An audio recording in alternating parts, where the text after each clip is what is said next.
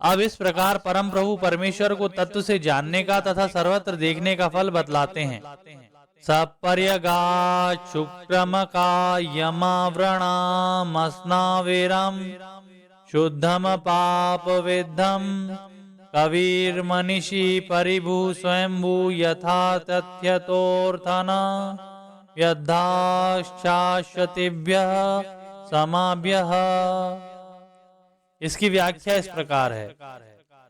उपर्युक्त वर्णन के अनुसार परमेश्वर को सर्वत्र जानने देखने वाला महापुरुष उन परब्रह्म पुरुषोत्तम सर्वेश्वर को प्राप्त होता है जो शुभाशुभ कर्म जनित प्रकृत सूक्ष्म देह तथा पंच भौतिक अस्थि शिरा मांस मय षड विकार युक्त स्थूल देह से रहित छिद्र रहित दिव्य शुद्ध सच्चिदानंद घन है एवं जो प्रांतदर्शी सर्वद्रष्टा हैं, सबके ज्ञाता, सबको अपने नियंत्रण में रखने वाले सर्वाधिपति हैं और कर्म परवश नहीं वरम स्वेच्छा से प्रकट होने वाले हैं तथा वे सनातन काल से सब प्राणियों के लिए उनके कर्मानुसार समस्त पदार्थों की यथा योग्य रचना और विभाग व्यवस्था करते आए हैं। अंधन्तमः प्रविशन्ति ये विद्यामुपासते ततो भूय एव ते तमो याउ विद्याहुम्रताः। इसकी व्याख्या इस प्रकार है। जो मनुष्य भोगों में आसक्त होकर उनकी प्राप्ति के साधन रूप अविद्या का विविध प्रकार से कर्मों का अनुष्ठान करते हैं, वे उन कर्मों के फलस्वरूप अज्ञान अंधकार से परिपूर्ण विविध योनियों और भोगों को ही प्राप्त होते हैं। ये मनुष्य जन्म के चरम और परम लक्ष्य श्री परमेश्वर को ना पाकर निरंतर जन्म मृत्यु रूप संसार के प्रवाह में पड़े हुए विविध तापों से संतप्त होते रहते हैं।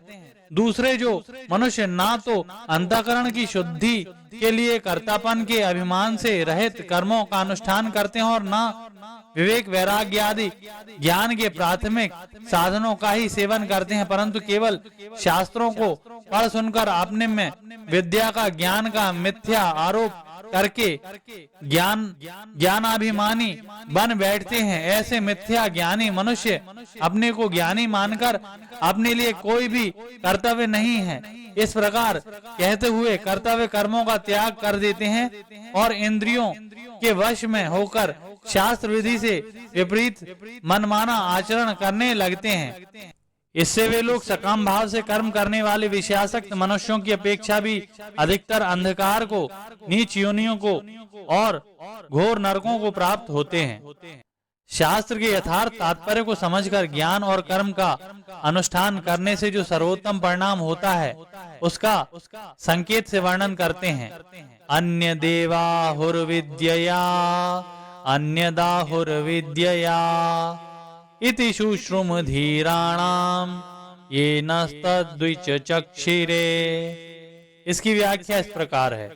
सर्वोत्तम फल प्राप्त करने वाले ज्ञान का यथार्थ स्वरूप है नित्यानित्य वस्तु का विवेक, क्षण भंगुर, विनाशशील, अनित्य यह लौकिक और पारलौकिक भोग सामग्रियों और उनके साधनों से पूर्ण विरक्ति, संयम पूर्ण पवित्र जीवन और एकमात्र सच्चिदानंद घन पूर्ण ब्रह्म के चिंतन में अखंड संलग्नता। इस यथार्थ ज्ञान के अनुष्ठान से प्राप्त होता है पर ब्रह्म पुरुषोत्तम। यथार्थ ज्ञान का यह सर्वोत्तम फल ज्ञानाभिमान में रत स्वेच्छाचारी मनुष्यों को जो दुर्गति रूप फल मिलता है उससे सर्वथा भिन्न और विलक्षण है।